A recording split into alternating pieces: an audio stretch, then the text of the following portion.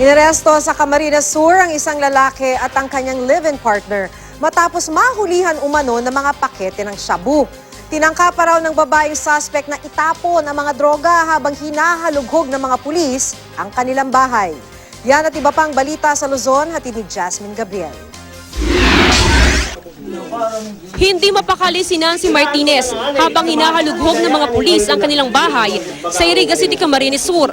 Live-in partner si Nancy ni Nelson Martinez na number 5 sa watchlist ng pulisya ng mga drug personality sa lalawigan.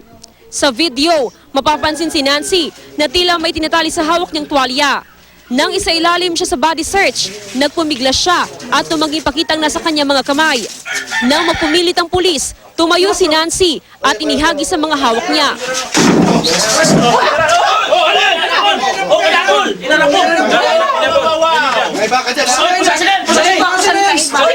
Siyam na pakete ng pinaniniwala ang shabu ang nagkalat matapos ihagis ng sospek.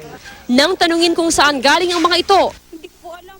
Sa paghalughog sa kanilang bahay, nakita ng mga pulis ang isang itim na pouch na may lamang 5 pang sachet ng hinihinalang shabu.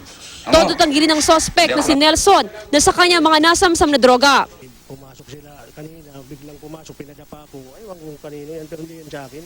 Kasi sinisiraan lang ako dito, kaya ganun. Ayon sa pulisya, bago pa nag-operate sa Iriga City ang suspect na si Nelson, una na raw ito naging drug pusher sa bayan ng Minalabak. Nahaharap sa reklamong paglabag sa Dangerous Drugs Act ng mga suspect. Sa Camarines Sur pa rin, patay ang isang lalaking motorcycle rider matapos tamaan ng kalabaw sa bayan ng Pamplona. Ayon sa mga saksi, tumila po ng kalabaw matapos mabangga ng isang pickup truck sa Maharlika Highway madaling araw nitong linggo.